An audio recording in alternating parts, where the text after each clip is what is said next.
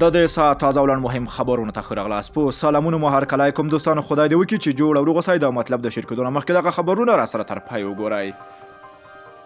اجرایي رئیس ډاکټر عبدالله په ملګرو ملتونو کې د افغان ځوانانو د نوي ټاکل شوي استازي شیخ خروم سره په لیدنه کې له ملګرو ملتونو امنیت شورا کې د نوموړي وروستۍ وینا څخه هرکلی کړی ده.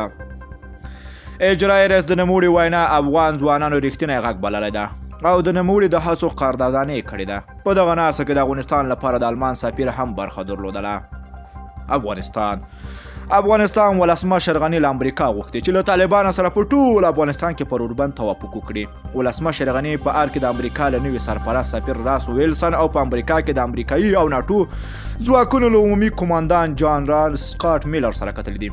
د افغانستان سولې په اړه تازه پرمختګونه راپور ولسمشر غني ته ورکړی ده او په خبره امریکا هڅه کوي تر ژره له طالبانو سره د سولې خبرې یوې پایلې ته ورسیږي. په ورته وخت کې د ولسمشر غني هم ټینګار کړی دی چې طالبانو باید ټول افغانستان کې اوربند وکړي. د په خبره امریکا ته پکار ده چې دغه ډله عمومي اوربند ته وهڅوي او له اوربند پرته خبره مذاکرات د افغانانو په ګټه نه دي. طالب سرچینه وایي چې د امریکایانو د نوو غوښتنو له امله به د هوکړې لاسلیک وځنډېږي. طالبانو ته نږدې سرچینې وایي د امریکا تر نهایي شوو مسایلو وروسته طالبانو ته د نوو مواردو وړاندیز کړی ده او له دې غوښتي چې اوربند ته تیار شي او یا تاوتریخوالي کمولو موده وغځوي. خو راپورونو له مخې طالبان یوازې د 10 ورځو لپاره د تاوتریخوالي پر کمولو هوکړه کړې ده. طالبانو ته نږدې سرچینې وایي چې له همدې امله د امریکا طالبانو ترمنځ د سولې هوکړې لاسلیک ځنډېږي. ټاکل شوي وه چې د روانې میلادي میاشتې په پای کې د دغه هوکړه لیک لاسلیک شي. د هیواد پخوانی ولسمشر حمید کرزی بلخ ولایت او د بلخ ولسوالۍ په بوکه کلي کې د هوایي برید له امله د ښځو او ماشومانو په ګډون د ملکي وګړو پر مرګ ژوبلې خپله ژوره خواشیني څرګنده کړې ده.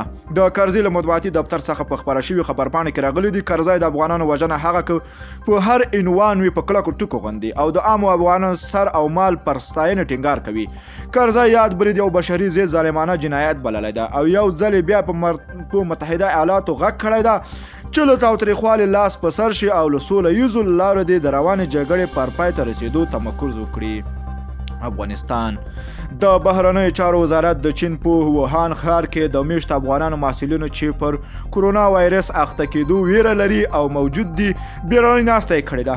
یاد وزارت د سرپرست هارون چغانسوري اړوند روغتیایي بنسټونو ته سپارښتنه کړې ده چې په چین کې له افغان سفارت سره په همغږۍ دي د هغوی د رالېږلو لپاره اړین تدابیر ونیسي.